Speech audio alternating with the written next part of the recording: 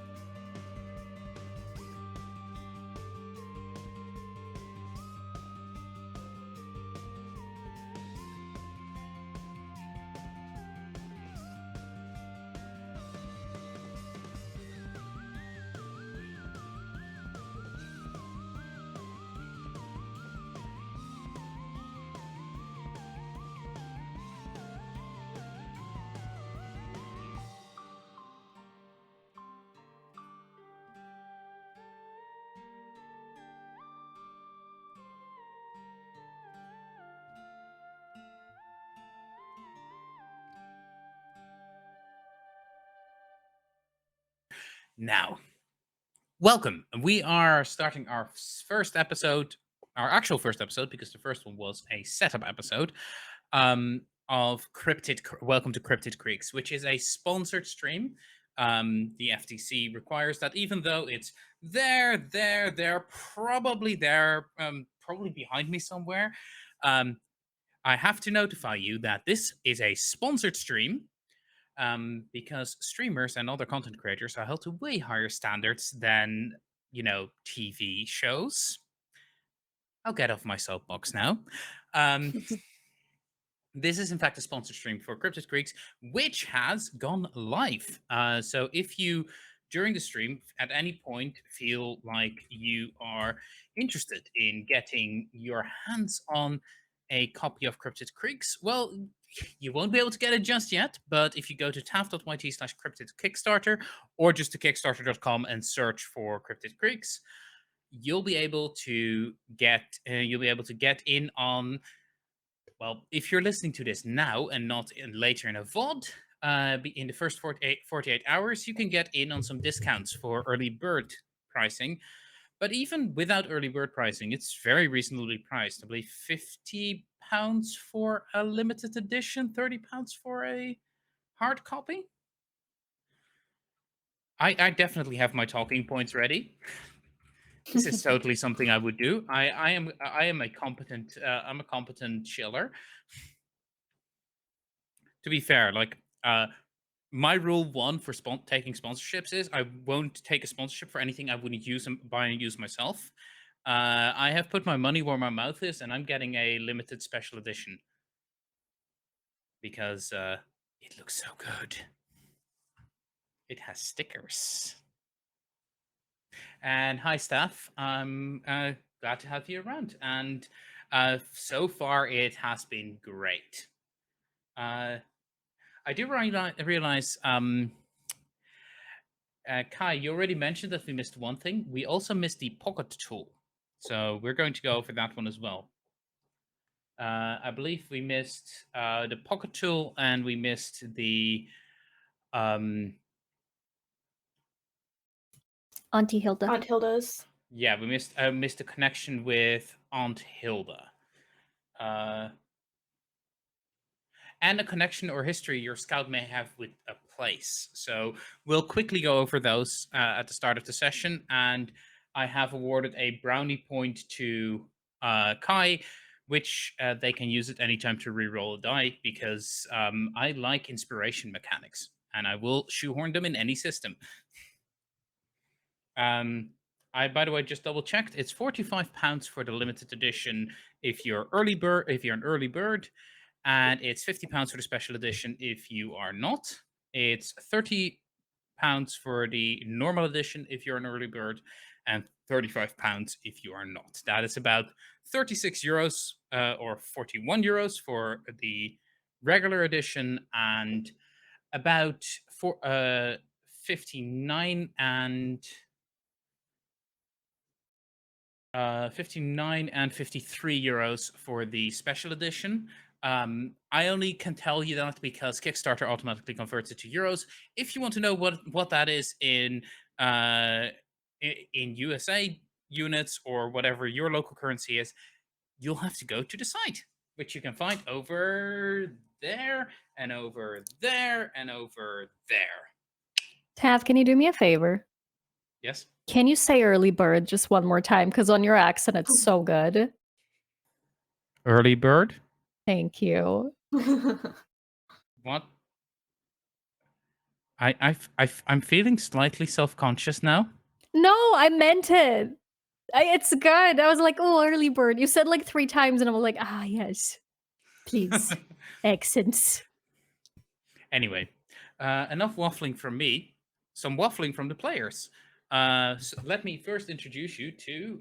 Let's go right to left this time. Natalie. Who are, what, do, where, from, why, and how. All right. I am Natalie. I use she/they pronouns. Find me most places on the internet, existing as Ghost Candle or Ghostly Candle on YouTube and Twitch. I am a variety. Come and enjoy me. It's fantastic. And how I do all the things that I do, because I'm all over, especially this month. I don't sleep. I am my ultimate cryptid form. I just don't. Very fair. Sunny. Who are, what, do, where, find, and how. Hi, you can find me as Loving Sunny on the internet. Probably go to lovingsunny.card with 2 R's, and you will find all of the other links that you can find me. I'm barely using them because currently what do is Baldur's Gate. But I just finished the story, which means I can start living my life again. Which means you're probably going to find me doing more TTRPG stuff. And that's what I do. It's wonderful. And I'm happy to be here. Also, Let's you go. are sort of lying. Because you also I do do a that lot of to things with myself. Girls Run These Worlds. That's very true. No, I'm like, I keep doing my stuff, but like all of my free time has been Baldur's Gate, and now I'm gonna be able to plan more things. Nice. But yeah, it's Next wonderful. up, Any pronouns. Kai. Who are, what, do, where, find, how, why, and when. I'm Kai. I do a whole bunch of things, which you can find on my site, kaidahjesuscreates.com. I do social media. I do podcasts. I used to be a DJ. I do like a bunch of things. And you can find me either the Better Adversary, and then you can look up all the social media creators of that. Nuria Lives, which is my Instagram, which is my TikTok and Twitter. My Instagram is the Better Adversary. And a fun fact that I have never dropped. If you're a big Monster of the Week fan and you found the free Monster of the Week resources blog, that's me. I made that. So yeah, that's what I do. So you can look up my name or any of the things that I just said. You'll find me. I remember we're on the internet. And now going back left to right. Oh, by the way, hi, I'm Tav. You can find me wherever you can find Tavernauts, which is usually on Twitter, even though not for much longer, I wager. Blue Sky, hopefully for a lot longer. Discord, probably for a lot longer. I mean, it's not going anywhere. YouTube, hi. Twitch, no, not anymore. TikTok, honestly, never. Tumblr, I mean, I have an account. That's all I can say. I haven't done anything with it. Teach me Tumblr. It's a wild lancer. There's no Yep. teaching Tumblr. Yep. You either do it or you is- don't. It's not very good for promoting stuff, I think. I love Tumblr. I've been on Tumblr for almost 10 years now, but I've never seen anyone successfully. From what I've heard, whenever people try to promote anything on Tumblr, they get clowned on mercilessly. Yes, yeah. The only the most successful thing that I see are really micro communities, and that was when I was in the Ninjago fandom's heyday, the Lego Ninjago fandom. Anyway, going to drag this back because, well, that's a very interesting discussion for a an eventual Tav Talks podcast.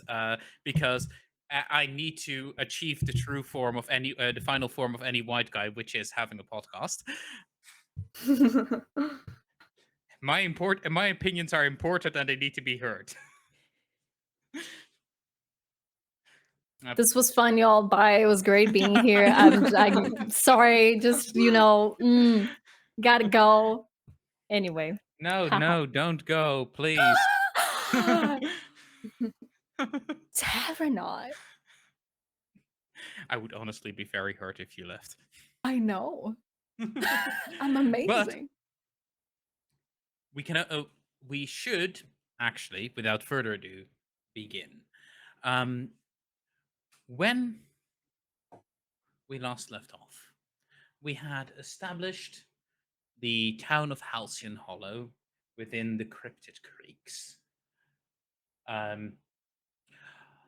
which lies, in the center of the river.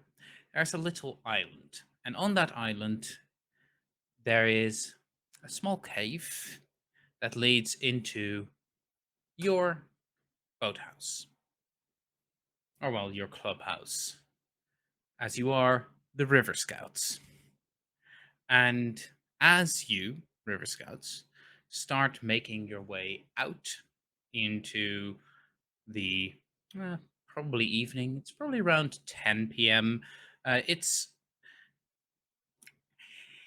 It's one of those towns where honestly no one really cares that the kids are all out way after dark. It's even though we're setting it in like the 2010s, helicopter parenting wasn't invented in this world, or at the very least not in this particular town. So you start to like leave the cave, getting ready to go to your boats, when from the distance, from a copse of trees, you first hear the rustling of leaves, and then the soft breathing of a large canine as through the trees it comes stepping forward, and there's this large lumbering dog, black fur, with two eyes big and um, filled with light, almost as if they're puddles of starlight. It looks at all of you, and then as your dog, the owlbear, destroyer of worlds, steps forward and starts growling to protect you, and then realizing what is standing in front of it, it begins to back off. The large dog sniffs the air, looks at you, and howls, and then, almost like it wasn't there, it has vanished. As some of you are stepping back, some of you are trying to find something to defend yourself with, you realize that you're now alone. And I'm going to start with Sunny, because you're playing the skipper. Bigby is the clear leader of this group, even though no one agrees with that fact. Oh boy. And Poor group. what does Bigby do when this happens? Okay. So Big B would definitely go in front of the group trying to protect everyone else. And upon seeing this hound howling and disappearing, Big B would howl back. Just legit start howling. Go, oh, but still like kind of protecting the group. What the fuck was that? So, can you tell the audience what Bigby looks like? Bigby is a very tall, athletic guy who probably left all of the brain cells at home and just decided to move on with his life forever. And he is constantly confused, always wearing jeans jackets and probably band t-shirts, even though I don't have any. Sorry. Messy hair. When not carrying like a baseball bat or something to look intimidating, he's carrying his guitar and just playing regardless of what everyone else thinks. And deep down though, he's a softie. He just really wants to protect his friends, but he's the kind of guy that like goes first without like goes first, thinks later. A Okay. gentle giant, but a dumbass, which I love. Very fair. And as he is looking for something to defend himself, his group with, he reaches into his pocket for his and feels his pocket knife there, or well, his pocket tool. And what attachments are in your pocket tool? What can that be? Your scout begins the game with a pocket tool sporting 2 attachments. These can be anything you wish, as long as they fit in your pocket. Whenever the situation calls for it, use your tool to gain advantage on dice rolls. Each attachment Ooh, can only be used once per episode. that's very interesting. That's a very good question too. I mean, while I checking think the rules on how advantage works in this game. fair. I feel like one of them would be like a little flashlight, like just a tiny one. Uh,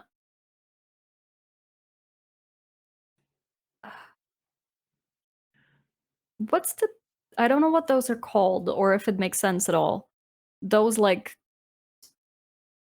those things that like extend the like not a baton, but I guess a baton that extends You that mean you can like.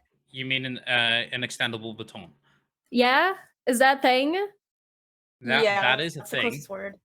Is Yeah, that thing that would be possible to have? Like, does that make sense yeah. I to like mean, poke?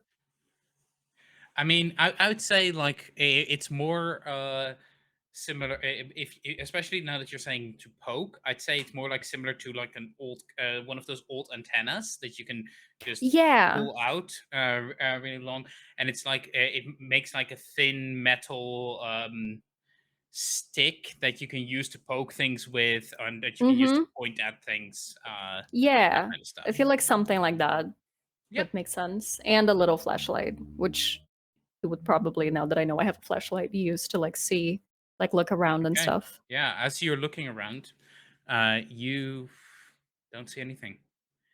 Um, and as your group starts going forward, because I'm assuming your reaction here is to investigate. Yeah. After that, I would look at Willow and go like, the fuck? Point. What does Willow look like? Yeah, so Willow looks like a sort of like cottagecore goth outfit, but of a teenager that doesn't truly know what that means. Ton of thrifted fabrics, like linen fabrics that are dyed in deep grays and blacks. She has box dyed long black hair, a black hat that has sort of the cuttings of crescent moons and stars, these little spectacle black lensed glasses, and just one sort of plaid shawl, very weathered and worn, but she keeps around with her, especially on the cold days. Like, Okay. And how does she respond to this? And is she the first to investigate, or is that actually Wentz instead?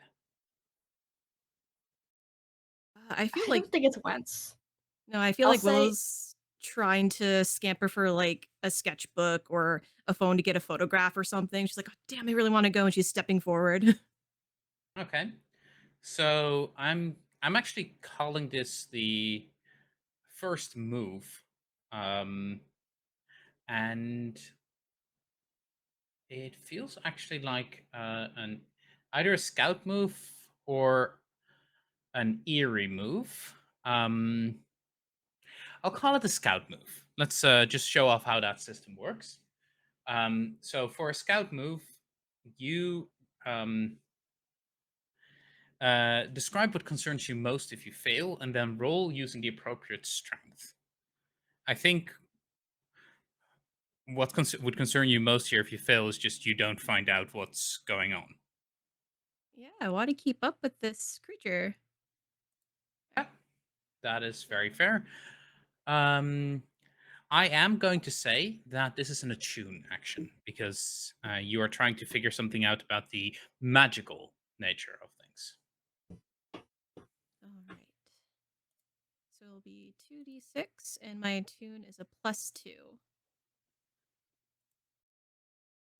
Okay, Oh. go ahead and roll for it. Oof. It's so bad. That isn't great, no. However, as you start looking around, you really don't seem to be finding something. But then you realize, if you want to, that you have something on your pocket tool that could help with this, and I'll let you reroll one die if that's the case. But one, you have to decide that you do want to do that, and two, you will have to tell us what the two pocket tools are. Yeah, let's go for it. Why not? All Okay. out on the Kickstarter launch day. I think the first one is a repurposed like magnifying glass, like a really old classic one. Yeah. That she reattached to her tool. It's an old one of those. And then her second one is like a little laser pointer because she loves playing like with the cats whenever she comes across them. Mhm. So she like likes to have that around so she can play with them. Perfect. I'll say that the magnifying if you use the magnifying glass, and when I read per episode, per episode to me reads as per session, not per campaign. So you'll be able to use it next session again. So go ahead and reroll one die. All right, let's go. No. Yeah. So as you are starting to step forward, you look around, and honestly, what tells you most is what you can't find, because you can't find tracks. But then again, the ground is wet. It has rained, so something may have not have left tracks. You can't find any broken twigs or leaves or anything. Nothing.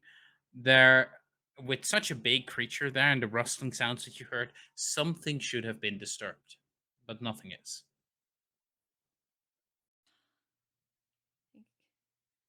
I don't see anything, and I'll turn to Wentz. Did you see where it went? Part of me thinks that like if one sees like how big is this? How big was the creature that we saw? About a head taller than the tallest member of your group, so probably about a 'Cause head taller than Bigby, and just as wide as you expect as you'd expect a dog of that size to be. So imagine less dog, more polar bear, but with like Mhm. black fur and eyes that are like pools of starlight. I want to cuddle it so bad. I feel like Wentz would have started to climb a tree at this point. So I don't know if he's like I think Amazing. black bears can climb trees, so if you see a black bear, don't do what Wentz is doing. But I'm pretty sure like Wentz was in his head, oh, safety, climb a tree. So I think he's already halfway up one. Mm-hmm. Okay, go ahead and roll me an I'm calling that an athletics check, a scout move. And what is the thing you're most Yes. worried about happening if you fail? That whatever is coming after me can also climb a tree, because I think like Wentz probably doesn't remember if it's a black bear or a brown bear that can climb a tree. Okay, go ahead and roll Um, athletics for me. it's 2d6 or 1d6? 2d6, and then plus your 2d6, athletics, okay. which is your sporty on your sheet, which is -1. So Yeah. 2d6 -1. Oh, snake Okay, what is eyes. going on here? Nothing but Listen, one. That is the fifth listen. one of this session. We Yeah, haven't had don't. anything but That's- once. We were I'm- fine I'm- on the tests. We were just testing Uh, dies. It's Yeah. fine. I don't know what's going note, on here. I'll note for you, by the way, Sunny, you have something for this. What? Do The I? sporty test was just rolled Ah! and failed. As a skipper, if a fellow scout would otherwise fail an athletic roll, you step into support, allowing them to re-roll one die. So when I see, I'm sorry, Wentz desperately trying to climb a tree and desperately failing, I'm like, Oh yeah, no, you already see what is about to happen. Yeah. Because you see Wentz reaching up the tree and just Mhm. failing utterly, and then you see him like grabbing onto a branch and triumphantly going "ha!" and begin pulling himself up, and you hear the Oh God. of the branch starting to break. Yeah, no, Big B, no, I got you, trying to like give you a piece or something like that. So re-roll one of those, Mhm. please.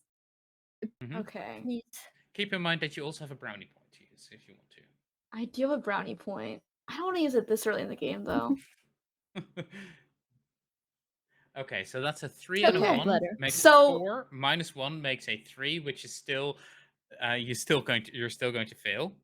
So I need what 6 on that one. Yeah. So what's going to happen is as you begin clambering up the tree, you grab onto the branch, you go, ha! And below you, Bigby yells, no, watch out, that branch! And crack. And you begin tumbling down and you land square on top of Bigby. Yeah, you're makes sense. You're not hurt, but your pride definitely is. And I'm actually going to apply a first misfortune on you.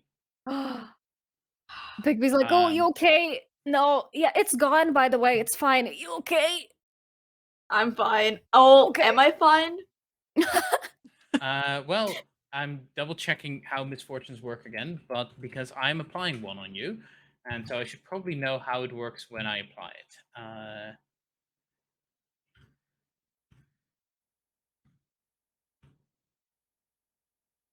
Also, would the misfortune be on me or on Wens?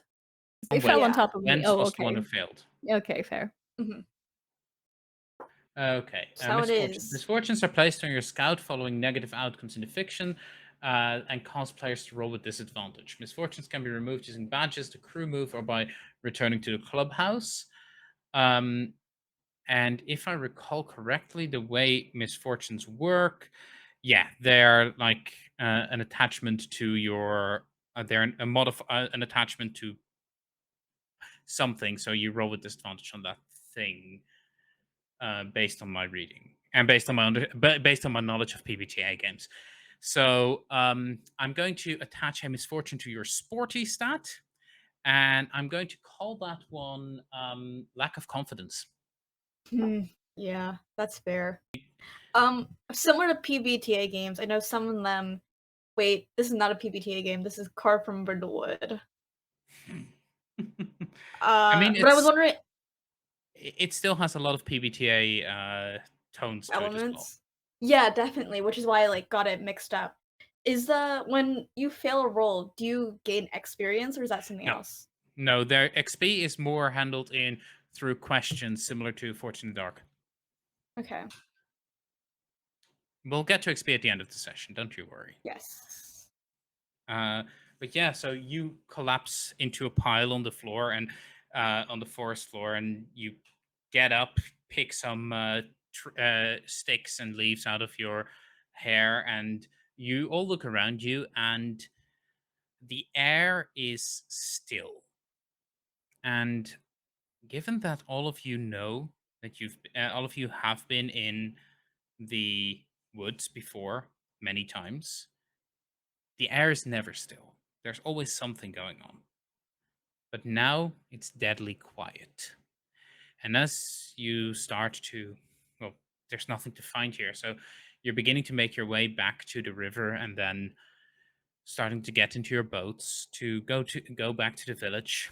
A thin, wispy mist rolls in as you begin your trek back home, where, unless there's anything you want to do, we are going to fast forward a little to night when all of you I are in your actually, respective beds. I don't think we ever got to the description of whence, actually. Correct. Whence? Can So you? yeah, Yeah. As Wentz is walking into his home and like still leaves and twigs kind of in his clothing, um, and he opens the door, tries to get in. What does he look like? I think there's probably like a stick or a leaf sticking out of his like emo hair. However, the emo hair is definitely 2008 and not 2017. So a little outdated, but who cares? And I think there might be a little bit of dye. I don't know what color yet. I was thinking maybe like a purple, green, or red. I'm not sure yet. It's like the hair was growing long, so it's been cut off, but you can tell that it was dyed. Parts of it were dyed at some point. He's wearing a band T-shirt, which is either an audience choice. It's Petting the Disco. It is Falling in Reverse. It is Fall Out Boy, Get Scared, or any other band that's post-hardcore or emo. Um, and he's definitely wearing a bunch of like those rubber wristbands, like those thick rubber wristbands from Hot Topic. Some of them are Mhm. anime, some of them are also bands. And I think I was gonna say he's a docs person. He's not. He's a black Converse person. And he has skinny jeans and a studded belt. Okay. exactly my type of emo. Let's go. Yes. That was my high school. So, as we come back, by the way, I realized that I made a slight mistake because I was just quickly checking something in the rules and I hit the boat rules. And actually, you can't reach Bulrush Island right now because that is the first upgrade on the boat. You can only reach the neighboring town of Stonewater. So there's something going on with Bulrush Island, which means you can't reach it. Which means that I'm going to make a slight adjustment to where your where the hollow is that you have found and made your clubhouse into, and I'm going to say it's like in the side of the cliff faces over here. So Could it be that little tiny cave? There is a tiny cave there. there. Yeah. Yeah.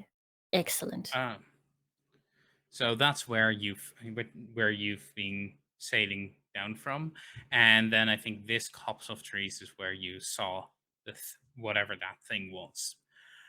Um, so as you make your way back home, uh, Wentz, go ahead and tell me what your pocket tool is.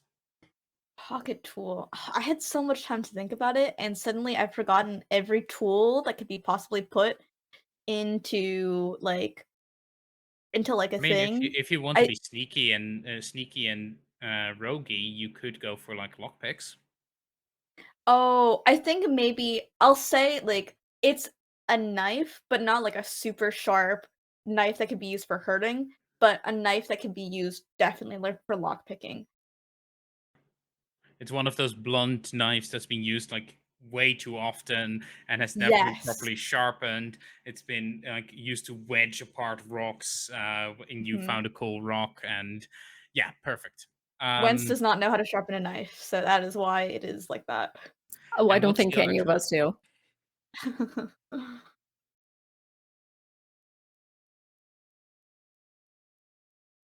Hi. What's the other tool in Yeah. your pocket tool? Oh, the other tool, my gut is saying a pen.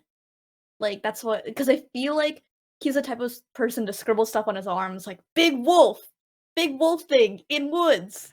Okay. And he should have a journal, but no, he just like Amazing. Okay, so as all of our teens make their way into their beds, getting ready for the night, it's probably getting a bit late, and we probably see at least one of them like are reading or trying to read a book with a flashlight, one of them texting, one of them listening to music. But eventually, sleep does find you, which good because you have things to do in the morning. And as sleep finds you, all of you are plagued by the same dream. Um, in this dream, there are a couple of, they're different from each of you, but they all have the same three elements.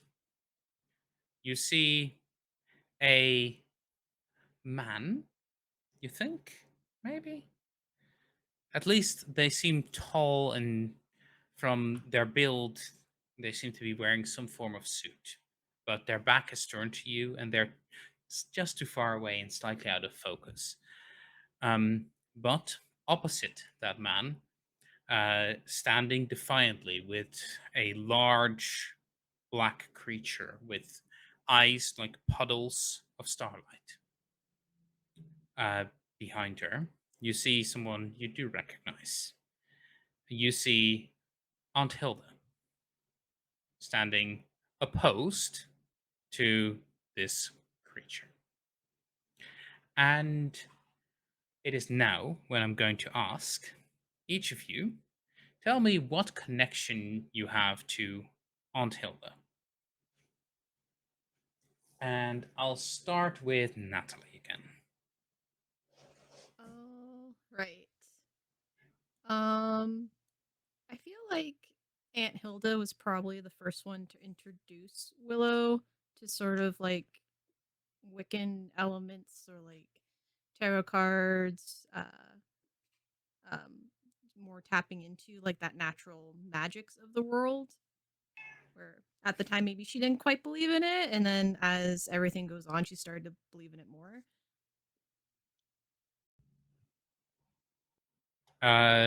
So you were a little bit hard to hear. So could you repeat that last bit? So I was And saying, directly into the mic, please. I'm trying so hard. It's right there. It is. I swear. I was saying it was Aunt Hilda is probably the one that showed Willow sort of the more magical things of the world. Gave her first tarot deck. Um, and at the time, Willow may not have initially believed it, but now as she experienced things in this area, is now believing it a lot more. Okay. And what does your dream look like? The things around it, the elements of Aunt Hilda and a large creature behind her, opposed to this person this person. You're definitely sure that he's wearing like a business suit. Um, what are the rest of the elements around that for you?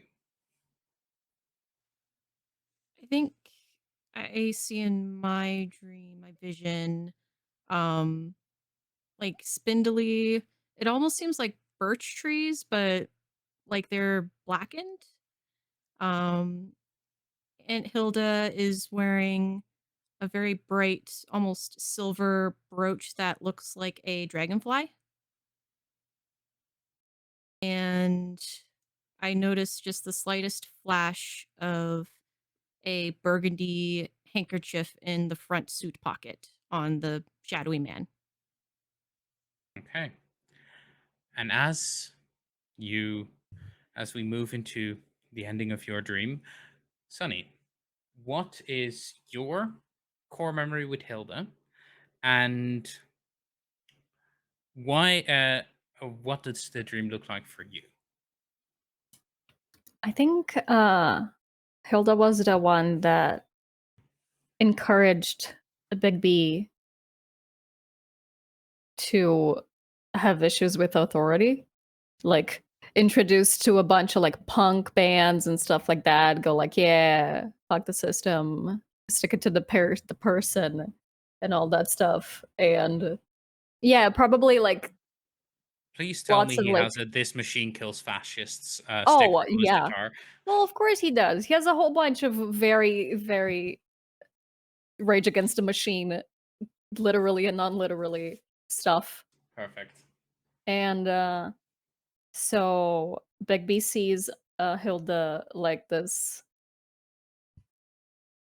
punk defying, like fighting against, the big guys and stuff like that. So I'd say that's also what he sees in the dream, like her like actively defying this guy in a suit, maybe giving a stern talking. I don't know exactly, but like she's definitely against this man. And did you say that the creature was like like next to her? Standing behind her, like Behind towering her. towering Ooh, behind her. I see. So yeah.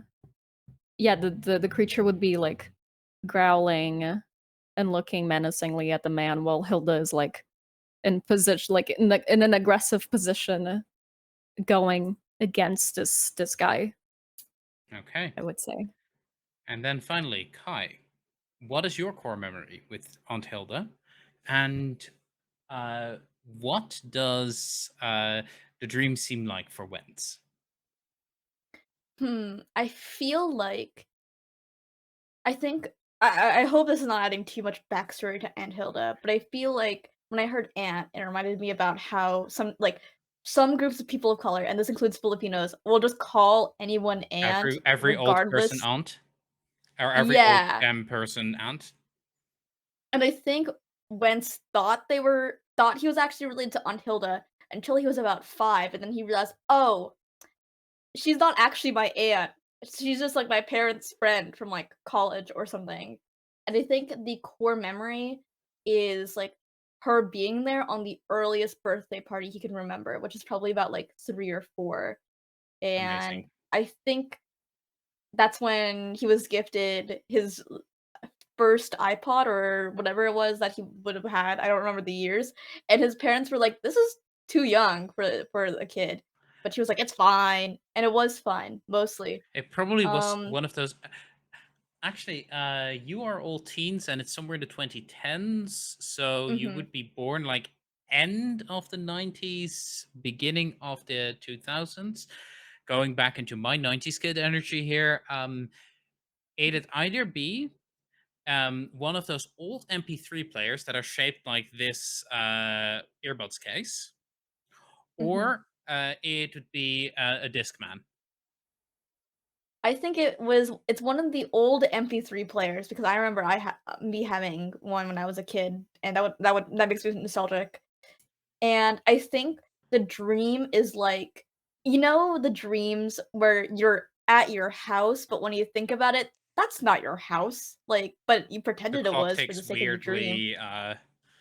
The Yeah. doors lead to the wrong rooms, but they lead to exactly the Mhm. room that you need to be. That kind of stuff. Yeah, And like exactly. it doesn't look at all like your house, but in the dream it makes sense. Like, no, yeah, this is Mhm. totally my house. No, Mhm. your house doesn't look like that. This Yeah. nightmare scape is definitely my house. Yeah. And I think like it's almost like it's really uncomfortable. It's like fluorescent lights, the most uncomfortable like furniture. And I think Aunt Hilda and the other people involved in the dream are there, and it's like supposed to be like a family gathering where Aunt Hilda where it would make sense for Aunt Hilda to be. So maybe like family and friends gathering, and it's just like the feeling that you get when you're a kid and there's only adults talking about boring adult stuff, but Okay. worse. So, as you as you all have this dream happening, um, you notice at a certain point, first the creature affixing the two starlight pools on you. And then Hilda looks over the man's shoulder towards you and says, "Oh, children, you go away now." As she points at the man, and the starlight eyes brighten up, and the figure is just seems to be disintegrated by light. And then she uh, turns to all of you, and you now realize, oh, my friends are here. As you see all of the ones who are currently here, as well as Raven, standing side by side as Aunt Hilda says, "Oh, children, I think we might be in a spot of trouble. You should all really wake up now." And as she says that, you all wake up, and that's where we go for a quick break.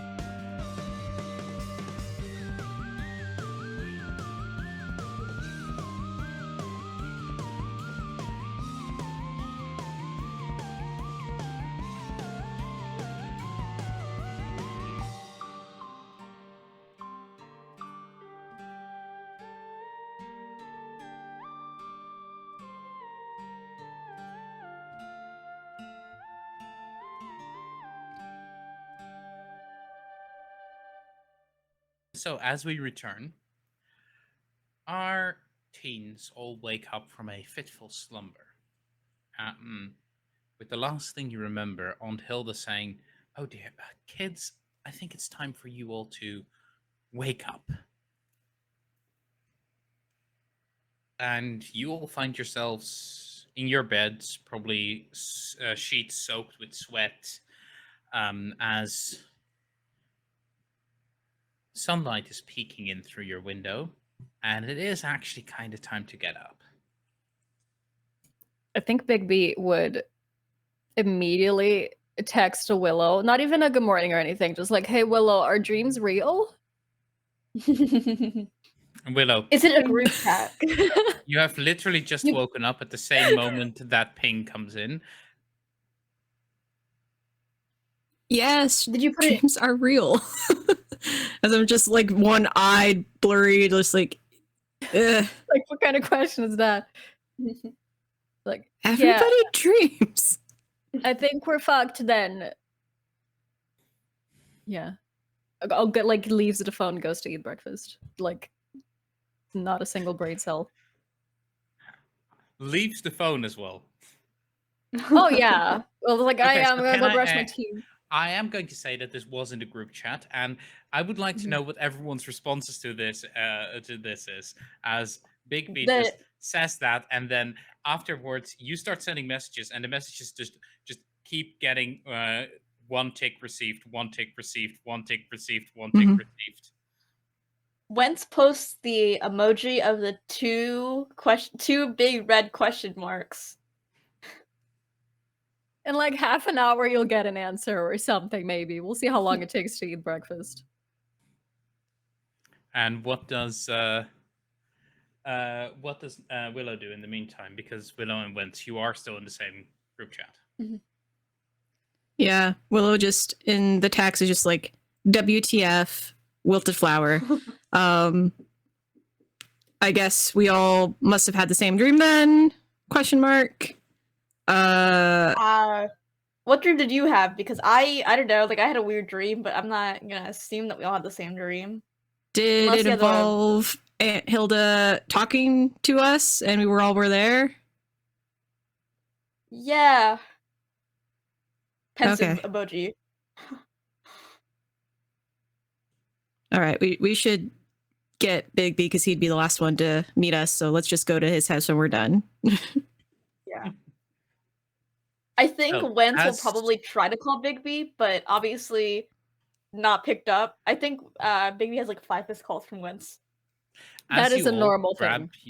As you'll start grabbing your phones to grab your phones, grab your bikes, make your way over to Wentz's house, you are actually met by Wentz's probably mother, who says, "Oh no, Wentz already went into town. He's at And now, what is what part of town is really important to Wentz? Gut says the record store. And it has like all Sorry, of. I'm making a little mistake here Did you mean because Bigby? Bigby is the person Yeah, where that's fair. you Yeah. Okay, are all that's arrive fine. at. And Answer still what stands. part of town is really important to Bigby? That is a very good question. I would say something sports related. Hmm. I totally know everything about sports, but help me out here anyway. So I So what think else do we like have? the default things that are in the town. Yeah, I was looking for that. Scrolling. There could be a trying to- baseball field Hockey or a rink. park, a hockey rink. I mean, it could be the school, to be fair, like goes there to like play, has like it's part of the school, whatever, there we go. something Like like the track. basketball. Yeah.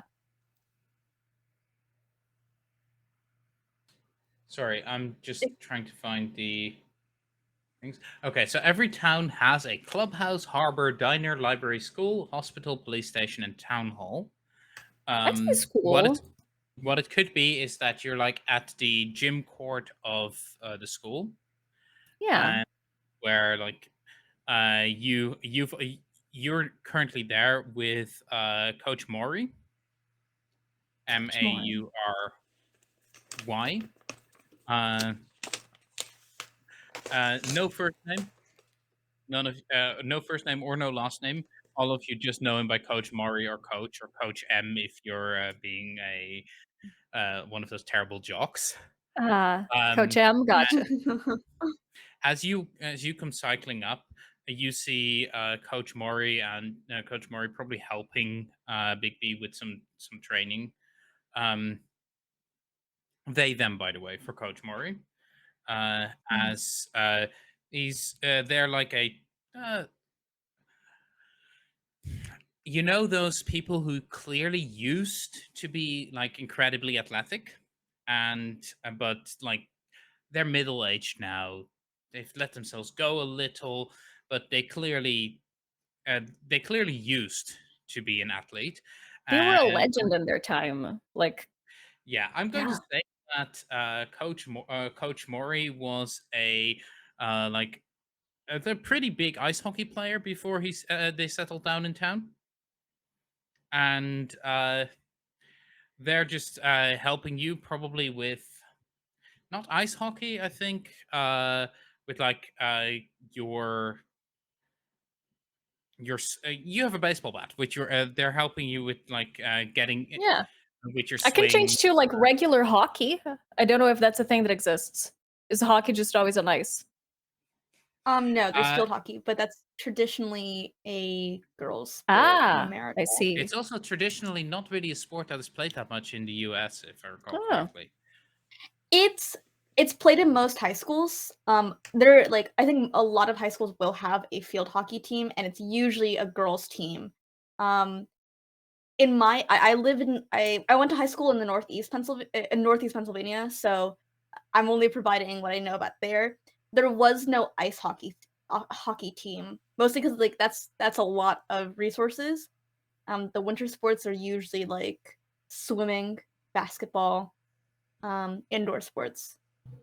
Baseball Yeah, basketball, baseball. there as well. Yeah, baseball bat. Yeah, we're good. Yeah, so I'll say that they're helping you with like with your swing. They're pitching a couple of balls towards you, like throwing some balls that are like very easy for you to hit. Some of them that are like actually kind of tricky. And as that is going on, you see your friends cycling up to the high school and to the field. And what do you all do? Just like hi guys. stand by the fence.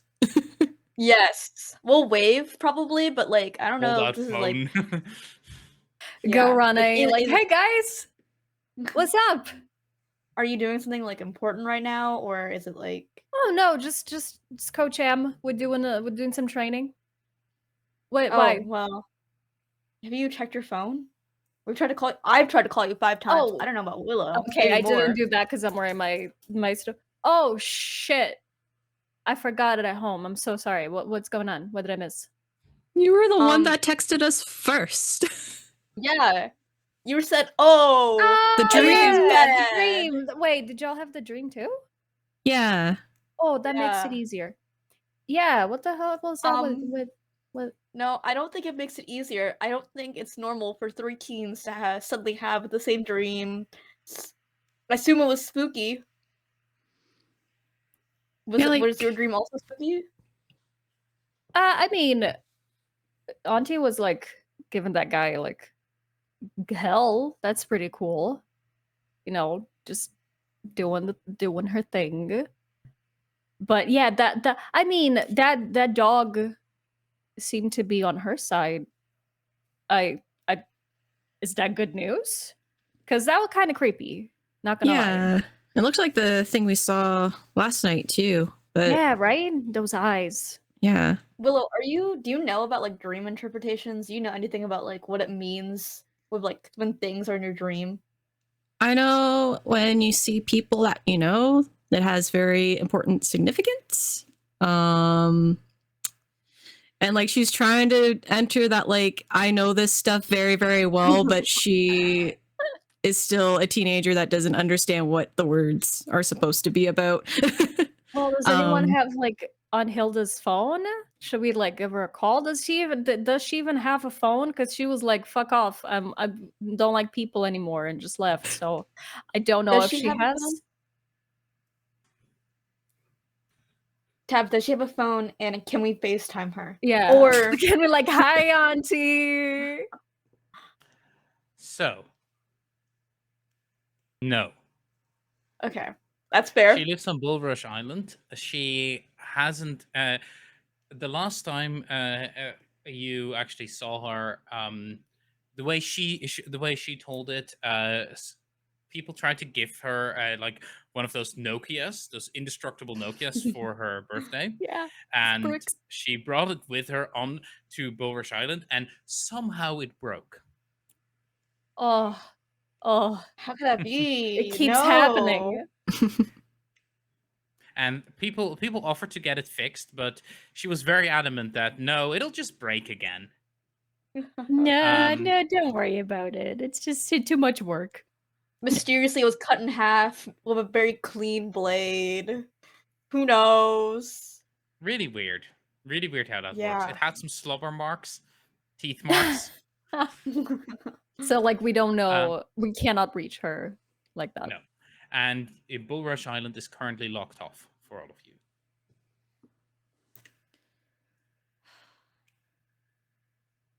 Okay, what would she do though? Okay, because like It's a great question. it's important. She was there. There's a big dog, a guy in a suit. I would Hate that say guy. open a book. Maybe. Yeah, I was thinking library. Just a book? Okay. Any book? No.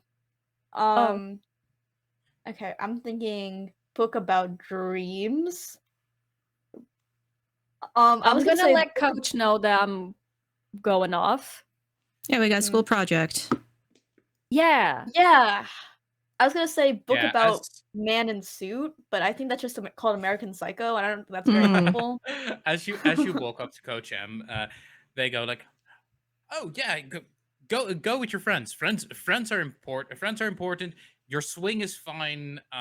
We can keep practicing on low fire twist balls. I have no idea what how sports work.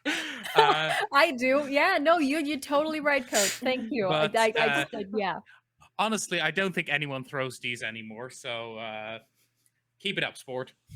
Hey, thank you so much, Coach. And as they say that, they just walk off back into the probably to go get coffee. It's kind of early, and it is at this point that you make your way to the library,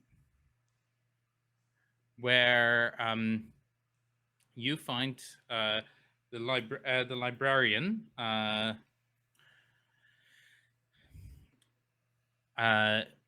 Miss Smythe, a British, like an older British woman who moved to this town like probably 10 years ago.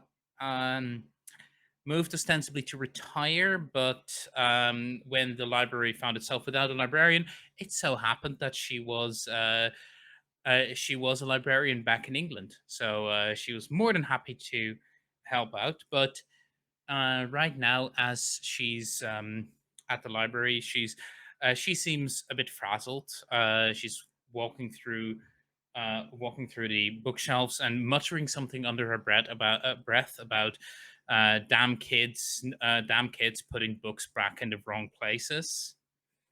Um, and she's like pulling a couple of books from one of the shelves, putting it into her like rolling cart, rolling over to someplace else, putting them in, and she goes, "Oh, hi, children. How are you doing? I'm really busy right now. I if you need any help, just give me a holler. But I'll be." And she just darts off again, continues doing that work.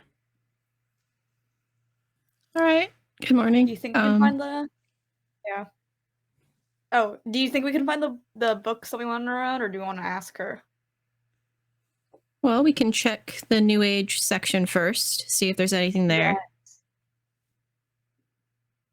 Bigby is dead quiet because he's been told many, many times that he's too loud for the library, so he decided to just not speak in the library anymore because it feels safer. So he's just following both of them around.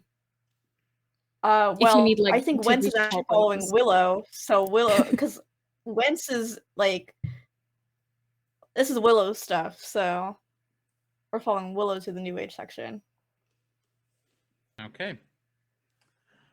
So as you're starting to look around, now is the time to either do like a regular move, or you could use the more powerful Hilda move. The way the Hilda move works is you can use this once per curse phase, and the curse moves in 4 phases.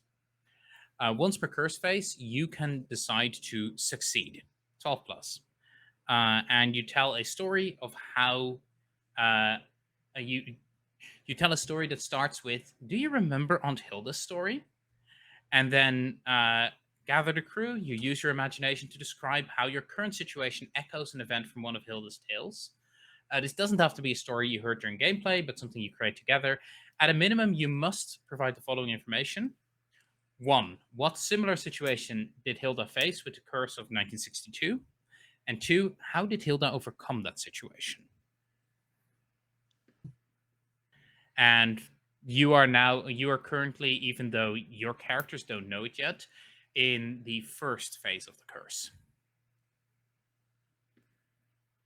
I don't think we want to, unless someone wants to disagree with me right now. I think I want to save the Hilda move at least a little bit later.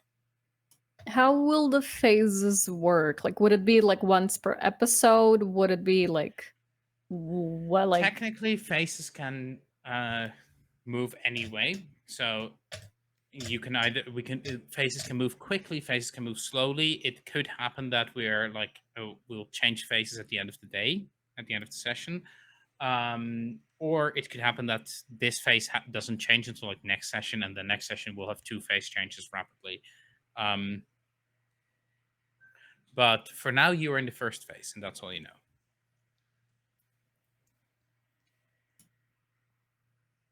I don't know. Natalie, what do you think? Yeah, we could probably. I would say showing off the tools is cool. So that's true. Yeah. If that's the case, we can use a Hilda move. It's for once per episode, which is once per phase. Once per phase. Which, all right. like, there's 4 phases and 4 episodes, so metagamey, it's probably once per episode, but it might be like once per episode. One episode has one phase, and you can use one Hilda move in it, Okay. and another episode we might go rapidly through 2 phases. But like expect on average once per episode. What are we feeling? I think we could use it. Yeah. Okay. Yeah. Like start it off with some good information. Maybe. Okay. Yeah. Mhm. So as you look around, you who is the one to ask the question?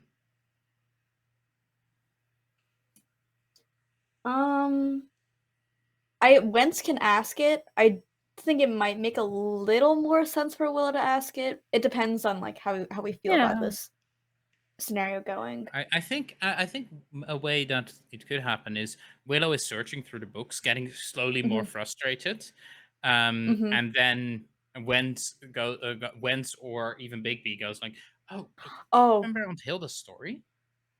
okay. I think I have it.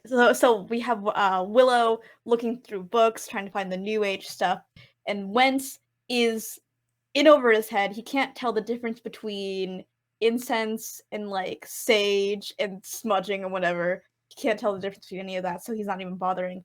So he goes, "Do you remember Aunt Hilda's story where she learned about my gut is saying how she memorized the entirety of the Dewey Decimal System, which is how a library was organized, and properly used it to figure out how, like, to piece together pieces of the curse from 1962, also remembering that when you take out a library book from the shelf, just like what Miss Smythe is complaining about, you don't put it back on the shelf. You put it in the proper container for already read books so the library can get more funding. But also, back to the actual story. um I don't know. What else? What other details would you like to add? Maybe Hilda told us about like the specific time, like, there was just one time that like I dreamt about a big important piece of the curse that happened before, and then I like I went to the library and I got this book that talks about dreams and the meanings and all of that, and then I learned this about this specific book. So maybe we can find. Can I bounce off that and add she Please. dreamt of the numbers in the Dewey Decimal System, and that's what led her to the book. She had like these numbers in her mind, and she was like, the library, and she was like, oh, it's this number, and then she found like it was there, that the book about dream meanings. So I'm going to give a little bit of a twist on that. So you now get a 12 plus. You achieve what you intended, and what you intended is essentially to gather information. You get to describe how it plays out, but that's kind of happened right now. And I will give you an additional benefit or an advantage and describe what that looks like. So here's the thing. You don't find a book on dream meanings. Instead, what you find is what you're remembering is Aunt Hilda did in fact tell you about like one of these days that she was in the beginning, and there was something itching in the back of her brain, going like, "There's something going wrong here," before the curse even happened. And well, I just went to the library. I started looking through things, and I just had these numbers in the back of my head. And on a lark, I just went over to where they were supposed to be and grabbed the book. And that's as you're talking about that, you're all like start walking. You've walked away from the paranormal section, and you find yourself in the history section instead. And as you reach in, you pull out a book on town history.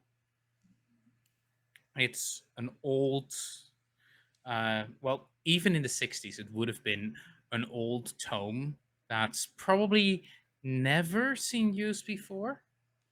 And as you pull it out, you open it up, and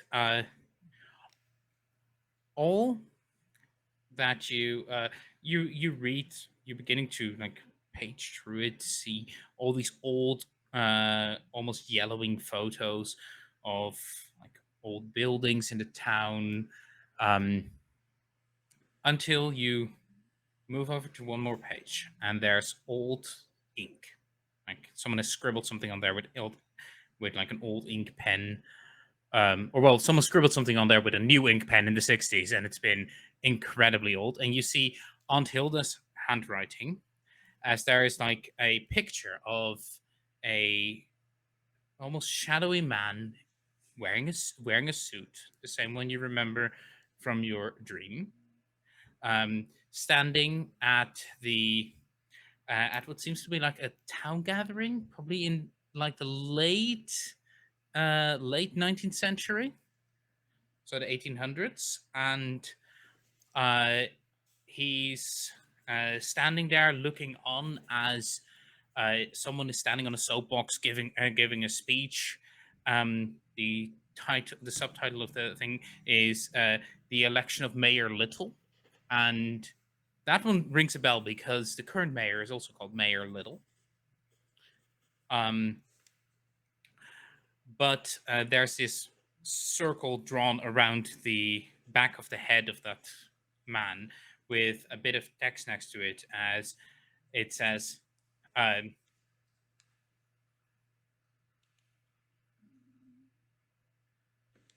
he's real.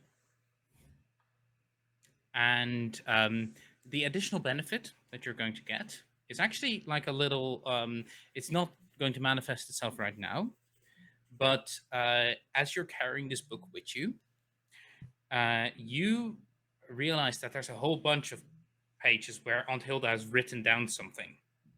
And as you open up these pages, you get to use the Hilda move one additional time during this entire game. After that, the book has been spent. But you can use it during any of the phases.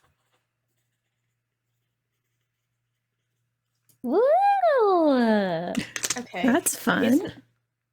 Is this Mayor Little the same Mayor Little? Is he just like, or are they just alive? Or for is that it like long? fucking straight up nepotism? I Yeah. don't know which Yeah. option is worse. Mayor Andrew Little is the son of Mayor Gregory Little, who is the son of Mayor Zachary Little, who is the Fucking son nepotism. of Mayor Benjamin Little, who is the person in that picture. Benjamin. Okay. Big No B. relation, do that. probably. It's Big B in a past life. Remember your reincarnations. That's a thing. Can't believe I was a fucking Mayor in a past life. Yeah, that's disgusting. It started getting too loud. Also, because to make it even worse, it's not spelled little with a T. It's spelled little with like two D's, like Liddle. Oh. Little. Yeah. And I've already forgotten all of the names I mentioned, so I'll look this back when I actually go through it and then add those things in, because I am lazy. I'm confused. Well, not Kai. Wentz is confused. I'm confused. So is the he is real referring to the mayor's little or this man? No, Because it's referring to like the similar Wentz is confused. like man of a shape. It's like the similar shape that that you immediately go like, oh, I saw this one in my dream too.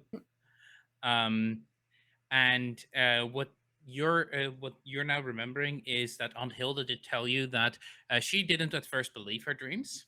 But then when she went to the library, she found that book, and in it she found that man, and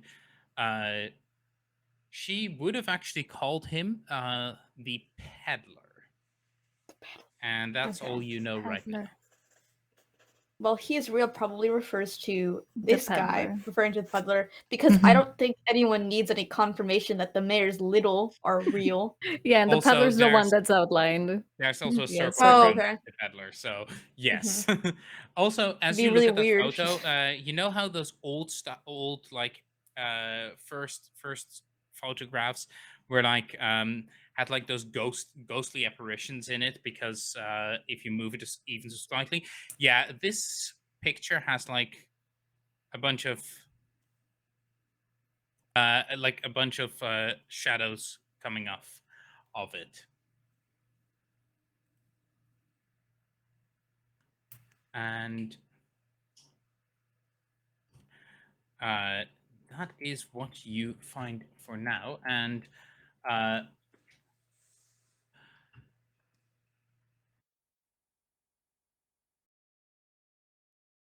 mean, potentially.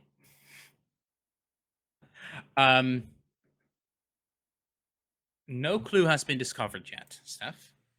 There's Steph in chat asked if any clues had been discovered because that's a major mechanic. And no clues have been discovered yet. Have we seen? We've never seen the peddler except in our dreams, correct? Correct. Already hate him. Well, I mean, Yeah. Aunt Hilda was telling him to go away in our dreams, so obviously not a good thing. Oh, actually, I misread something. This is what you just did was was actually like use your Hilda move on a curse move. Oh. So Is that a good thing or a bad thing? yes, that should be a very good thing. Ooh, okay. I'm just double checking. Yeah, so it's I'm going to make a slight adjustment. This was the curse move, and the first with a 12 plus, as well as a clue, you learn something personal about your crewmate. Have the other player reveal this to you. So first off, you find a clue, and the first clue that you find is this old book. You also learn, and that I think is going to be Willow. You learn something about one of your crewmates. Correction. Sorry, I'm having reading difficulties. Yes. We are learning the system. It has just come out on Kickstarter, and you can support it and learn with us by going on the link that's in the Yes. chat and stuff like that. On a 12 plus, the clue you find is connected to the peddler. Your navigator describes the connection. And so the clue connection that you actually find here is this book gives you a first look on what the peddler looks like. As he's still a shadowy figure, but you now definitely know that he is real. And you would probably be able to recognize him if you saw him in the real world. So he looks like a guy.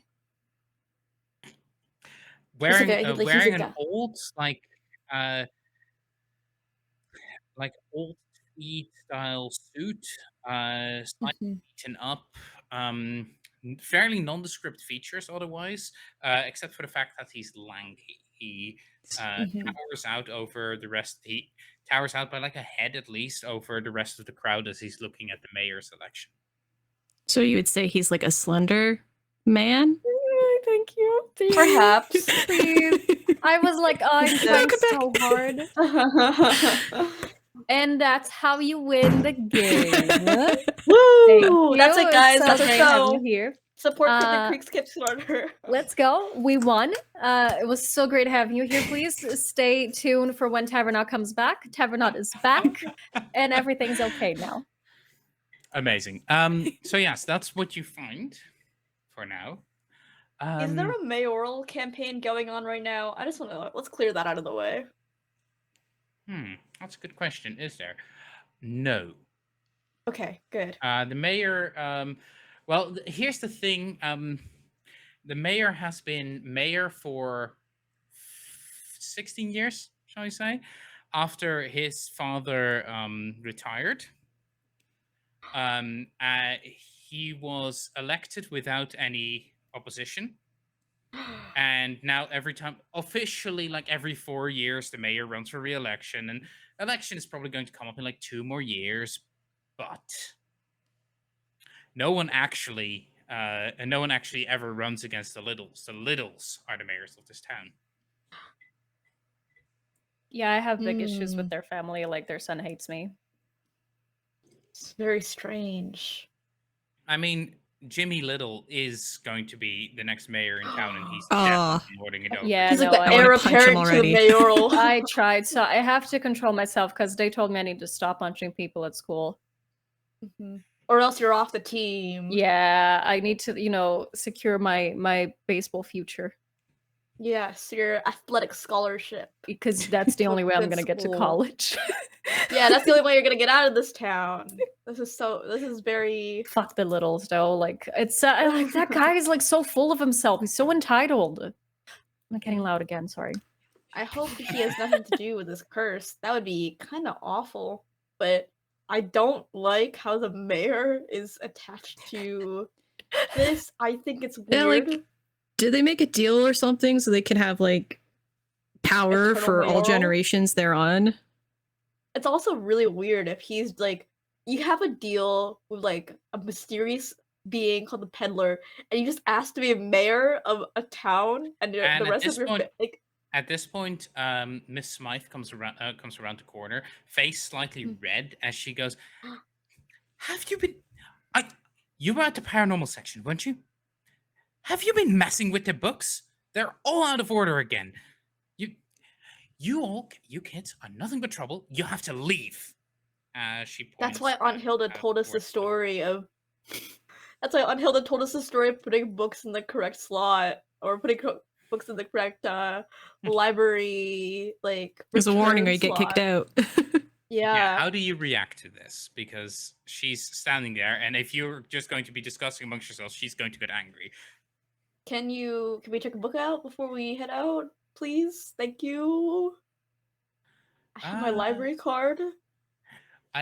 You know what? I'm going to say that is actually a suave check.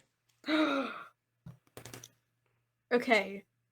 Am I rolling? Yep, 2 dice. Should I roll? Should I go out? Okay. All right. Snake eyes. That's a 5. Okay. And you get no bonuses. That is. Yeah. That's a failure. Just to remind you, you have a brownie point if you would like to re-roll a dice, but Oh, you I don't do. have to. It's just to remind you the tools that we've been given. You get to re-roll that man. too if you want. Okay, I'm trying to think about, because like 3 and 2 are pretty both low on the dice, so I would need at least 4 to have a 50-50 shot. Is it a good? Do you think that's a good risk? I think I'll take it. All right, I'll re-roll the 2 and hope for the best. Okay. My brownie point. Well, never mind. That'll put you on a 6, exactly. Which is a failure. That is a failure. So as you start to waffle away, she goes like, "No, you all have to leave now. Give that back." And she pulls like a book that Bigby is holding out of his hands and just puts it into her cart. And at this point, I will give Willow 1 shot to actually just try to hide the book. I'll say that as Oh yeah. that would be cool. Oh yeah, I'm very cool. Actually, you have a +1 to that. Yeah. Okay. Let's go. Come on, big rolls. Yeah. That's a 9. That's a 9 total. So you succeed, but your navigator explains how your actions will leave you vulnerable. Choose to back down or continue. So the way this is going to work is, if you do this, you'll get ushered out of the library, and you have the book like slightly under your coat. And as you turn around to walk away, Miss Smythe will lock eyes with you, see that you have that book under your coat, and essentially this loses you access to the library for a while. Is that something you're cool with? Yeah, I could always break in after dark if I need to. Amazing. So as you do that, we the last thing we hear is we see Miss Smythe yelling, "Hey, that belongs to the library!" And as she yells that, we fade to black, and we fade back in to the scouts sitting around sitting at Jack's diner at the edge of town, drinking probably a milkshake and like looking through the book together. And that's Can where I we add resume the story. Oh, can I add one small thing? When she screams that, Bigby's gonna look back on you and scream, "No screaming in the library!" Fuck off. So as you make your way through town, town feels different. It feels like there's this pressing feeling of impending doom on the town, almost the feeling of like a storm approaching. And as you make your way into the diner, you look around and you go have a seat. As normally there'd be like menus sitting and waiting for you. Table is unset, and there's a couple of flyers lying around for like town events, but the one of the surfers comes running up to your table and goes, "Oh, I'm so sorry. Here, and are you two okay with? Are you two okay with using the same menu? Yeah, I think Yeah, we're good. Yeah. Yeah. Is everything Cool. okay? Okay, yeah. Sorry, we're kind of running out. I'll be right back to. I'll be right back. As she darts off again. Weird. Right? That's sus to anybody? Yeah, no, the But they- service here is usually good. Maybe they're busy. Is it busy? I mean, there's a couple of people sitting there, and Mhm. some of them are in fact having menus. But she seems to be darting around, like trying to look for things, and she doesn't seem to be. She seems to have lost something, and there's definitely something going on with her.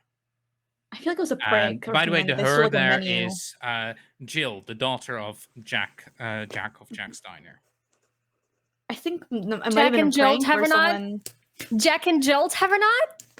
Yes, Jack and Jill Amazing. Hill. It's there. Do you think it might have been a prank that like someone stole a menu or something for like giggles or No, laughs? I don't think it's the menu she's looking for. I don't know. She seems a little distressed. Mhm. I don't think she I gets mean, paid enough.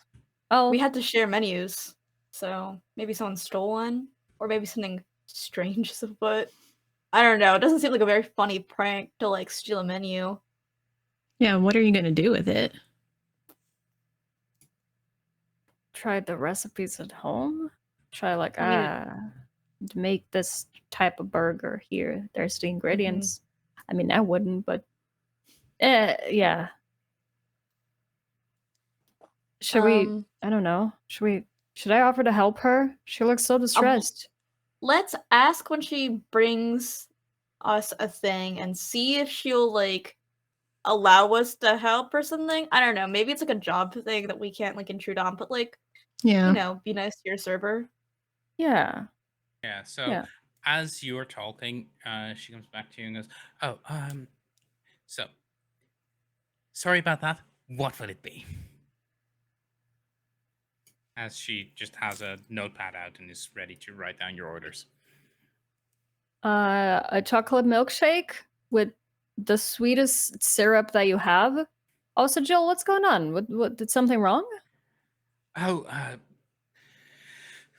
when we opened, someone brought some neighborhood kids probably broken in because nothing was stolen. Everything's all right, but like all of the menus were messed up, and they've like we found a stack of menus like lying on top of some of the on top of some of the cupboards, and there was like I've been chasing down menus this entire morning, and it's honestly really stressful. That's so weird. I'm sorry. Yeah. That's fucked up. Yeah, a very strange thing to have happen. Like no money was taken, nothing of value. No, nothing. Do you need just, some help?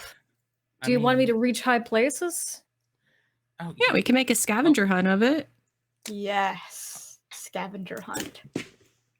Well, yeah, if you could, and as you say that, I think that is you're investigating the curse. I mean, I think I've made that one pretty obvious. So I'll say that is another curse move you're doing. So how? Well, you just told me how you're doing it. You're trying to investigate the curse by helping, probably physically, like reaching high places, trying to grab things. Whoever So, finds less pays the bill. I'm going to say that Sunny, Big B is probably leading, so you get to roll, and this is a sporty roll. So 2d6 plus 2? That would be? Correct. Yeah. Ooh. And your flashlight would probably come in handy here if you need a reroll. Oh, okay. Oh, I would love Which to you will. reroll. Also, I reroll one of them? One of them. So you get to... you can actually right-click the... Wait, I don't think I turned on. One sec.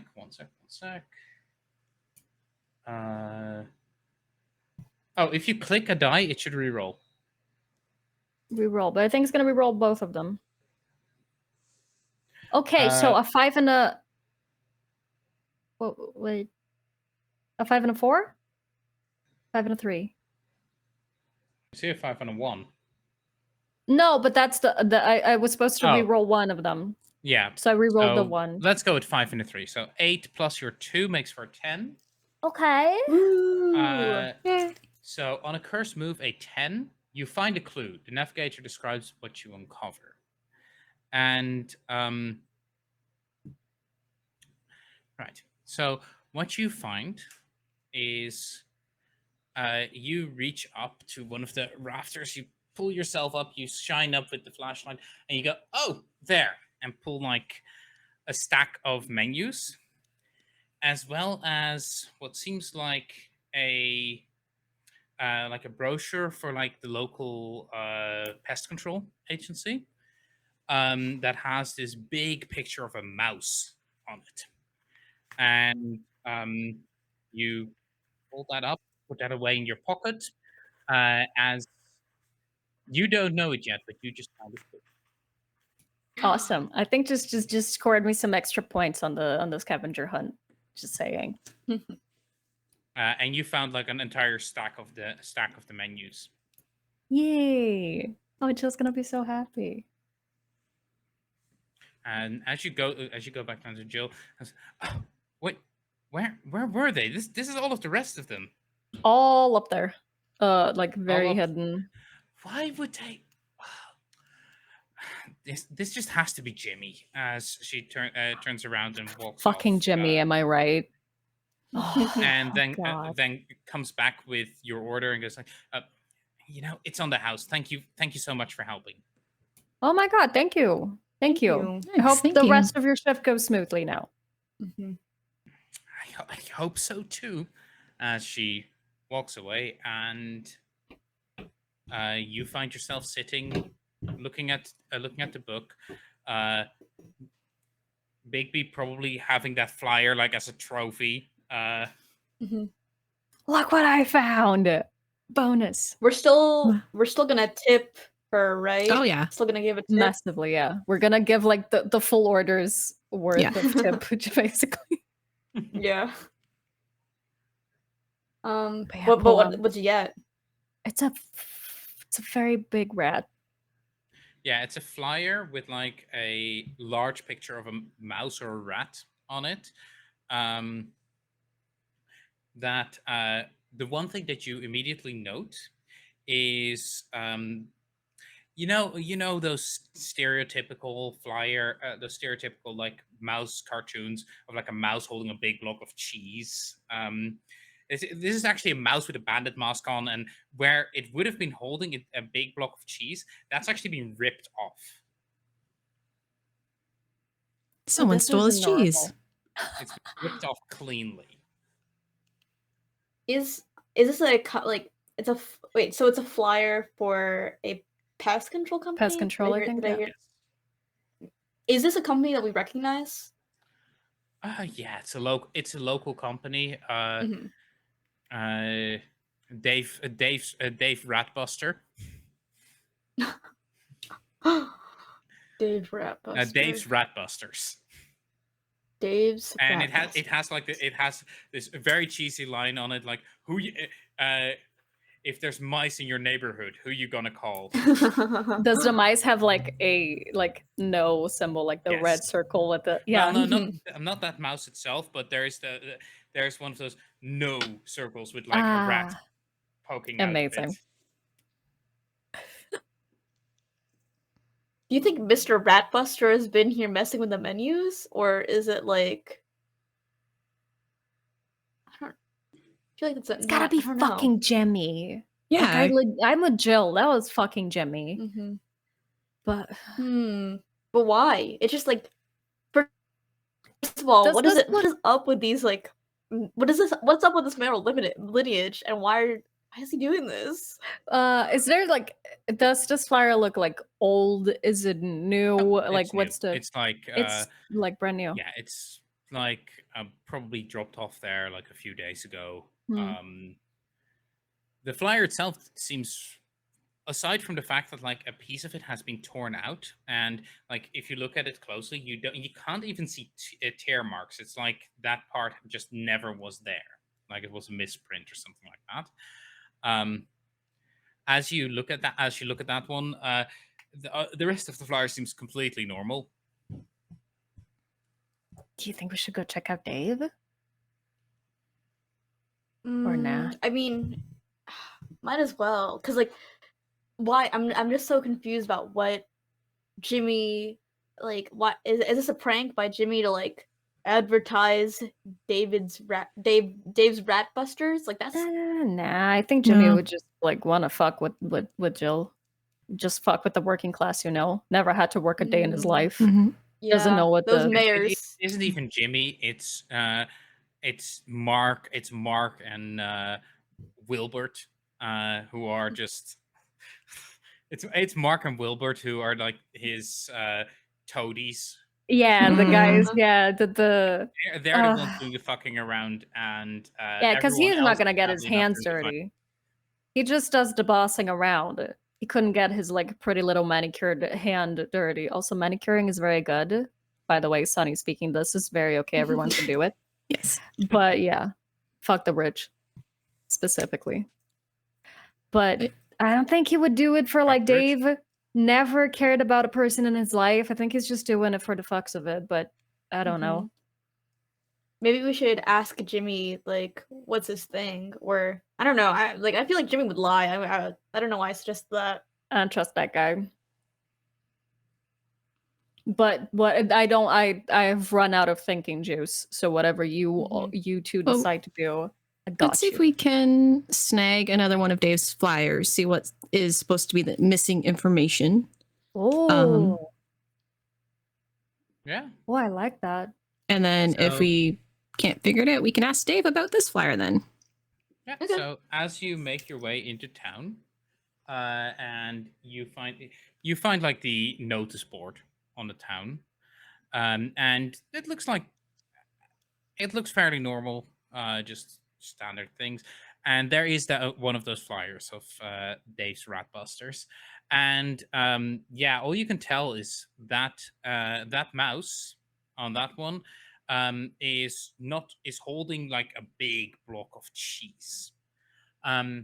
However, the one thing you do realize is the mouse on the Dave's rat on the card that you have is slightly differently positioned. Also, drink water, everyone. Yes. I'm so sorry. I only have this empty. Like, essentially, what you see is like Mm. it's on the one end, it's like holding it, like getting ready to take a chomp on, and on Mhm. this one, it's like arm slightly lower, one arm's a bit to the side, and then that big chunk where the cheese is Mm. missing. Yeah. I don't. How did I just who put that copy? Like, if this is like a different copy of the flyer, who put the flyer in there? Did Dave? Was this like? Maybe I'm on the wrong track. I don't think that's good for his business if he did that. Like, why would Dave do Yeah, that? pranking isn't- other small businesses. Yeah, this isn't very good design work if you're just gonna chop into your flyer like that. Like, Mhm. at least have purpose. Yeah. Mhm. What the fuck?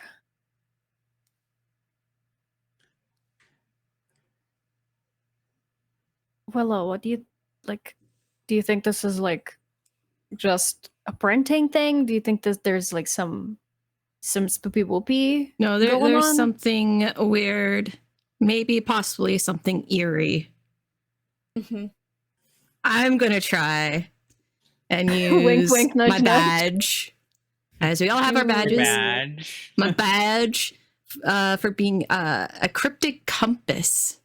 So I want to kind of use my eerie move and try and see if I can pinpoint any eeries that have been here. Okay. Yes, you can totally do that. Go ahead and. So the way, for those of you who, because we haven't used this one yet, the way the eerie move works. When you require assistance from the eeries, roll with attuned. The eeries are able to help you with a perilous situation using their supernatural gifts. On a 6-, you're unable to communicate with the eeries for the remainder of this curse phase. On a 7 to 9, help from the eeries leads to a complication. Your navigator describes how this plays out. On a 10+, the eeries assist you with a perilous situation. What about on the 12+? Have we not?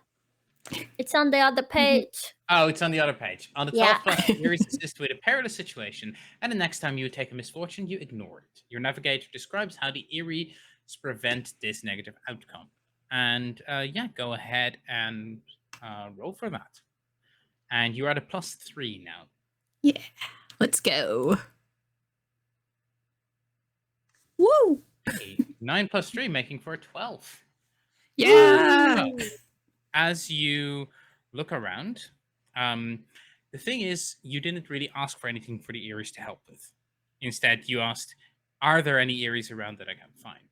And as you start like sensing around, trying to feel, trying to feel where the air is thinnest and where you feel like the slight crackling, you reach out a hand towards the school actually, and you feel just this slight crackle of electricity on your spine, and you shiver a little. And as you all make your way towards the school,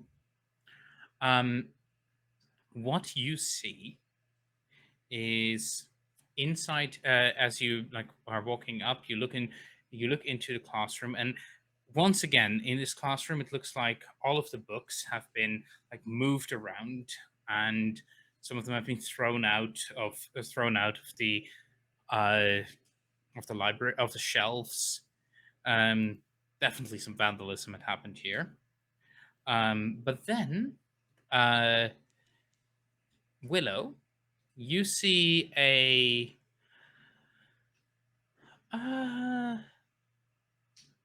cat, a cat that is moving like slightly strangely, like kind of jerky movements, as if it's not quite.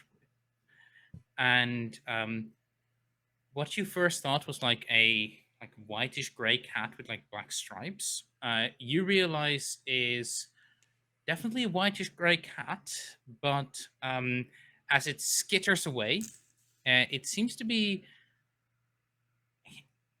you. You could be confused here, but it seemed to be black and white, and it almost seemed like it was made out of paper. Hmm. No. Psst, psst, psst, psst. Come back. And it seems to be gone. But it will be back to prevent you from getting getting a misfortune in the future if that happens. Good omen kitty. Hmm. Did we So- also see that, or did Willow just see that? I'm going to say Willow saw that. Mm-hmm. So Willow, So y'all Willow- just on and you you go to convince Yeah. Like, you okay? Is there a cat? Where's the cat? And as you look like over Willow's shoulder, you see the mess that's been made of the classroom. This is actually the biology classroom. So Did like a little cat come in here, and it's a Oh, lot of mess for a little cat? Yeah, I don't think it was the cat. Because it's a good kitty, it would not. And cats Is there have a no need cat? for books. Is there a cat in here though? I don't see anything. Yeah, you went. Psst, psst. Yeah, Yeah. I think it might have been the eerie I was sensing over here. Oh. So do you think you wanted us to come here to find something? I think so. Seeing a pattern of books being messed up. Someone doesn't like history and knowledge, I guess. Hmm. Or they God, want to relatable. prevent it. What's the what are the books about? Like, what's the history of? there is no real pattern that you've sensed so far. However, I think someone can roll smart to see if they figure it out. Not me. Our smart person isn't here. They're on a field trip. No, they're on a field No. trip. Who's the smartest person here right now? All of you have zeros. Oh. So let's put our Hmm. brain cell together, our singular brain cell. Yes. I'll roll it. Can't be Okay. worse than what I rolled last time. All right. I would just like to say that the stowaway has -1 smart. -1 smart? No? Oh, stowaway has I -1 it sporty. switched around. No, Oh. I switched it around. No. In Because, that case, I'm completely happy with one of the other people rolling smart because of the discussion you just had. So, and Yeah. then I'll let the 7 that you rolled stand. Ooh. I will So, redo this. yeah, that's perfect. Meanwhile, you're trying to pull things together. I'll call this just a regular scout move. As you... no, actually, this is a curse move because you're not really pushing yourself. You're just trying to get things together. So your navigator describes a complication while investigating, leaving you with unreliable information. The knowledge may later lead to a clue. So as you as you're trying to put things together, you are realizing that you are not good at this. And you're like, well, all of the books. I mean, it seems like all of the books were like about animals, I guess. Like you had a rat on a flyer, you had a cat, a book cat in a biology lab, you had like you don't know what books in the library, but I mean this clearly there's something you're missing. There's one missing link. And I think unless anyone has anything, I'm going to call scene and move us forward. I would like to see if there was anything left behind. Okay. What are you doing? Basically, just like looking through the rubble, seeing if there's like anything ominous, like Right. a business You are card that currently on says the like the outside. peddler. Like you're Okay. currently on the outside of like the window. Mhm. And the school is still closed because it's like Okay. fairly early in the morning. I Actually, can walk no. in. As Wait, stuff well, has started happening, I'm just going to say that it's the weekend. That makes things easier because the school is currently closed, can I break and in? all you can do is look through the window, unless you want to try breaking in. I think I would like to try to break in because I feel like, listen, this is the heart of the stowaway to Mhm. act in the shadows. So If I this is can't, yeah. definitely pushing yourself to do something risky. What Mhm. concerns you most if you fail? Getting in trouble. Okay, and I'll say that this is cool. Hmm. Cool seems like the Yeah, that's pretty lockpicking cool. stealing Yeah. stat. There you Remember, go. Cons are kids, cool. stealing is cool. I can roll. Yeah, All right. Wow, so great. that would That's a be 6. a 6. With the You would Yeah, use I your love lockpicking, lockpick. that. yeah, I was gonna Oh, I ask can use how my that lockpick. works. Yeah, so that's a 7. No, you can re-roll a 1. Okay. I'll reroll the 1 then. Oh, please. Oh, Okay, There we go. so yes. That's a you 9. went to an 8 plus your 2 makes it 10. So that's actually good news. 10. I can't math. You achieved what you intended. Describe how it plays out. So, how do you break in, you I think hooligan? what happens is like I'm going to assume that the school's a really old building where you don't like Mhm. push up like the panes of windows and there's like still like locks. Yeah, Wait. Oh, okay. I just want to make sure because yeah, like I that's heard I completely saw fair. like Tab's mouth moving, but I didn't Oh no, hear no, anything. no, no. Um, That's that okay. was my agreeing face. Okay, sounds good. So I For think now. like what happens is like he jimmies the lock on the window, and I feel like everyone else is like, "No, what are you doing?" Because like that's a break it in, and I feel like the other two are like, "Okay, I guess like we can't stop him. We're just gonna keep a lookout." And Yeah, then definitely. Wentz like sneaks in, does like a one moment, and then like, "Hey, do you guys want to come in with me, or do you want to like just My scholarship, bro. I'm gonna Okay, keep a fair. lookout. Just make sure that yeah. So, as Willow, you are are you coming keeping a in? lookout, you notice the sheriff's car driving past. However, you see the Sheriff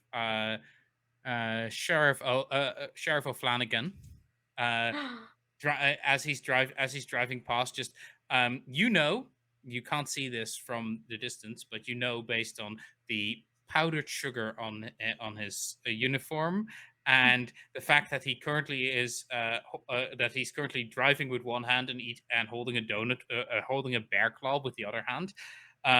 That he is just he has a box of donuts on his lap, which is Mhm. like what he always does when he is patrolling. And you see him just as he drives past the school, not even pay attention to the school, just munch on the bear claw again. Excellent. God, I wish that was me. I want Uh, donuts now. Willow, are you You coming wish you in? were a cop? God, no. I wish I had donuts. It's Okay, the that's fair. donut eating. Yeah, Willow will come in. Why Okay. not? I don't care if I get expelled. So real. Homeschool's always there. I think at the very least, Wentz will like close the window so it's not just like a kid standing outside with like open windows in a school Mhm. that's closed because that'd be so suspicious. All right. You are better at looking than I do. I need to put in contacts or something. I need to go to the optometrist. So if you want to look around and help me Uh, see if there's anything. Yeah, you're still investigating, so I'll call it another curse Yeah. move. Yeah. And I'll ask Natalie, how is Willow investigating? Yeah, so I pop out my magnifying glass and sort of lightly step around the tables and such, looking at the books that are spewed about, seeing if there's anything that doesn't belong in a classroom. similar situation of like finding the random flyer. Yeah, given that you've that there was a whole bunch of stuff with eeries, I will give you the option to roll with a tune. June. Okay. Ooh. 8 plus a 2 makes for a 10 on the curse roll. So that puts you at you find a clue. Your navigator describes what you uncover. So as you are starting to go through things, and this is moving kind of forward on your original discussion where you were all brain empty, one shared brain cell. You start looking through all of the books that were like on the floor, and you start putting them back in order because I mean you're here anyway. And as you pick up one of the books, you feel like this slight crackle of electricity as there's probably something in here, and you pull that book to you and you start flipping through it. And as this is just another book on like local animals, like local invasive species. And as you page through it, there is a page on Felis catus, common house cat. Felis is I think what it is, the common house cat. And the page, all of the text on it is still there, but the page itself has a couple of like inky paw prints on it and no cat. Can't talk about a cat and not have a picture of a cat. Rude. And this It's okay, you already actually, saw the with cat. the previous thing, helps. It gives you the spark. And I'm going to say that we move a bit to the future now, as as the moment the spark happens when you enter your clubhouse. As you walk into the clubhouse, you realize, oh wait, were animals from the books getting to life? And as you say that, you step into the clubhouse room, and a whole bunch of the books have been pushed off the shelves, like of the young adult fiction books have been pushed off the shelves. And the one thing you notice is that one of the books has fully opened up, and it's like what's it called again? The book about like the woodland creature. It's the Magnificent Mr. Fox. And the one thing that you realize as you look at it is that the Magnificent Mr. Fox is missing. And that is where we're going to end today's session. Ooh. Ooh. In the background, we see people confused as books have started to like reshuffle themselves. Miss Smythe is looking through the library, going, "What's going on?" She owes us an apology. A loud time. apology. You know, the darkness slowly settles in, and as night falls on the town, we see books starting to rumble and fall out of